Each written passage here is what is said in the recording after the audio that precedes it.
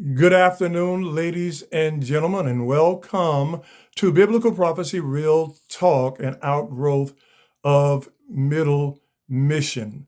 And while I'm welcoming you, let me also wish you a very merry, happy holiday and enjoy your family and be blessed. So today I'm going to get into the concluding part of a mini vlog series coming from the introduction. Although it's part two, it is the conclusion of that particular series entitled, Do We Become Products of Our Own History and Divide? And let me modify it a bit. Are we products of our own history and consequently divide because of that? So let me say this from the outset of what I'm about to say. These particular life lessons are for those who are worried, anxious, apprehensive, and fearful of what may be coming down the pike concerning the conditions and the attitudes of people in our country and in the world. I say it's possible, but not probable, which means that they may not happen the way things have been reported to us, and because of how we filter information through our emotions.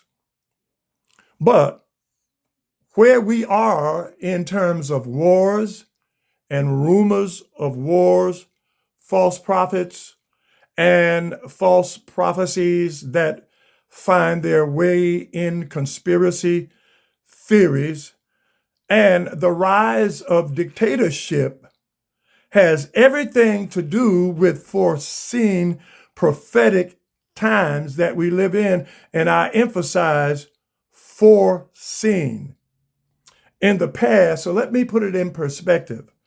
As a pastor, I would often say, if it wasn't Martin Luther King Jr., it would have been someone else because the times called for it.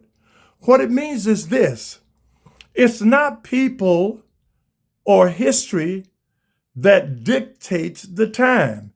It is the times itself that have been foreseen through God's foreknowledge, Romans 8:28 through 31, of knowing the end from the beginning and permissively decreed by allowing human free will to make bad decisions and go in the wrong direction. Now, I know that sounds pessimistic, so let me explain it. God is sovereign in the universe and rules from the throne of the universe.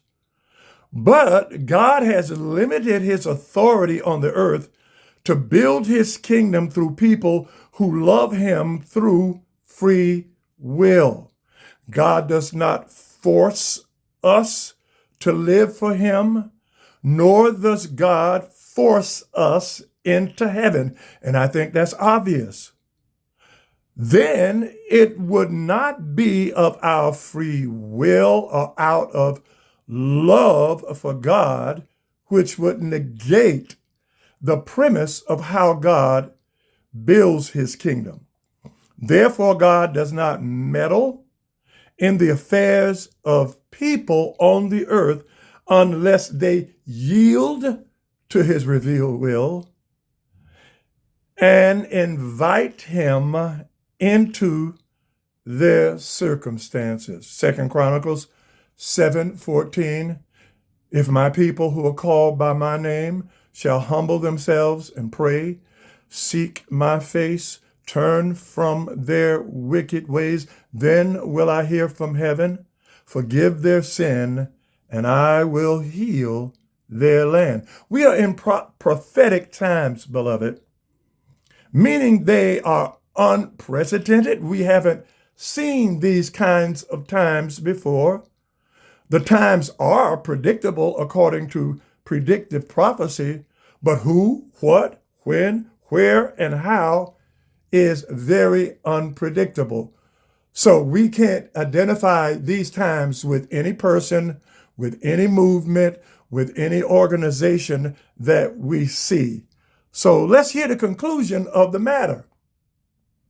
Whether individuals, marriages, families, communities, or any organization, agency, or group situation applied across the board, if we have an unresolved, unreconciled past, that past can catch up to us with the same attitudes of people from the past that can trigger and produce similar conditions from the past that can divide us. In that context, it means things will get worse before they get better. But that's not pessimism. And that's not unusual because it is the course of human history without directives from God and also contained in predictive prophecy. Why?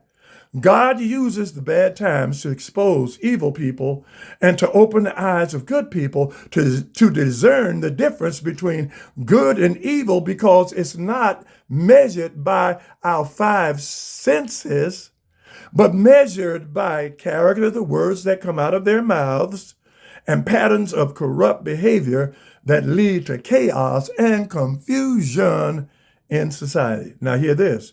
Those times that get worse can get better slowly if people think that corruption is okay and just a matter of human rights. Or they can get better faster just as soon as people make up their minds and say they've had enough and embrace human dignity, then collectively seek God to intervene, as shared in 2 Chronicles 7:14.